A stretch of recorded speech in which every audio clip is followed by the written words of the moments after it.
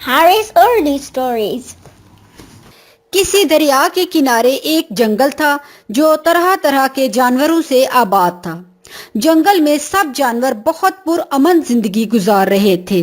वो अपने ही जंगल में किसी दूसरे जानवर का शिकार ना करते थे, बल्कि दूसरे जंगल से अगर कोई हमला आवर जानवर या शिकारी शिकार के लिए आता तो सब बड़े जानवर मुत्तहिद होकर छोटे जानवरों का दिफा करते।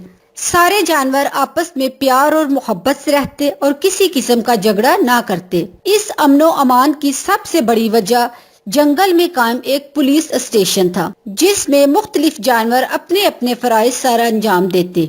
अगर किसी जानवर को किसी किस्म का मसला दरपेश होता तो वो पुलिस स्टेशन जाकर थानेदार ज़ेबरे को अपनी रिपोर्ट दर्ज करवाता। ज़ेबरा शिकायत लिखने के बाद सिपाही चीते को हुक्म देता कि वो अपनी पुलिस मोटरसाइकिल पर जाकर सारे जंगल का गश्त करके आए और मुल्जिम को पुलिस स्टेशन लेकर आए। किसी वारदात की सूरत में सिपाही चीता मुल्जिम को ढूंढ कर लाता। थानेदार ज़ेबरा मुल्जिम को तफ्तीश के बाद जेल में बंद कर देता। फिर जब मुल्जिम वादा करता कि वो आइंदा ऐसा नहीं करेगा तो उसे रिहा कर दिया जाता। यूं सब जानवर पूरी ईमानदारी के साथ अपना अपना काम करते।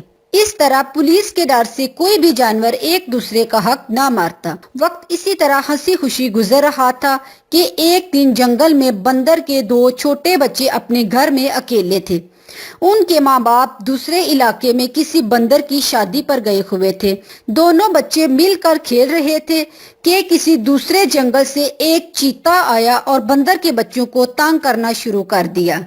बंदर के बच्चे डर के मारे वहां से भाग गए। अगले दिन फिर वो चीता आया और दूसरे छोटे जानवरों से चीजें लेकर भाग गया।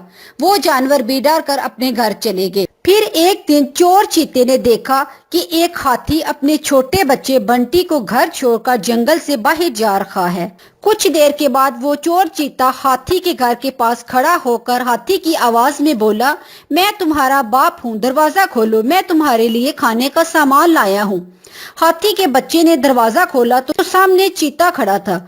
चोर चीते ने हाथी के घर से खाने पीने का सामान उठाया और बंटी को मारता हुआ वहां से भाग गया। हाथी जब वापस आया तो देखा कि उसका बच्चा बंटी रो रहा है। बाप ने पूछा, क्या बात है बेटा, क्यों रो रहे हो? तो बंटी ने सारी बात सुनाई। हाथी ने कहा, तुम परेशान ना हो, हम जाकर थानेदार को बताते हैं।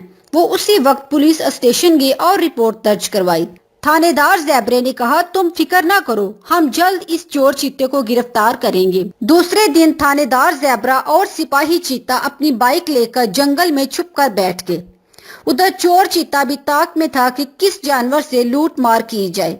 थानेदार ज़ेबरे ने देखा कि ज़राफ़ा अपने छोटे बच्चे को घर छोड़कर कहीं जा रहा था और बच्चे को समझा रहा था कि अगर कोई आए तो दरवाजा ना खोलना। थानेदार ज़ेबरे ने ज़राफ़े से कहा, तुम फिक्र ना करो, मैं तुम्हारे बच्चे की हिफाजत करूंगा। यूं ज़राफ़ा खुश हो गया और बेफिक्र होकर वहां से चला गया। अब बेबी ज़राफ़े के पास थानेदार ज़ेबरा था। थोड़ी देर के बाद चोर चीते ने दरवाजे पर दस्तक दी और ज़राफ़े की आवाज में बोला, बेटा दरवाजा खोलो, मैं तुम्हारा बाप हूँ, मैं तुम्हारे लिए खाना लाया हूँ। जब दरवाजा खुला तो चोर चीता थानेदार ज़ेबरे को देखकर डर गया।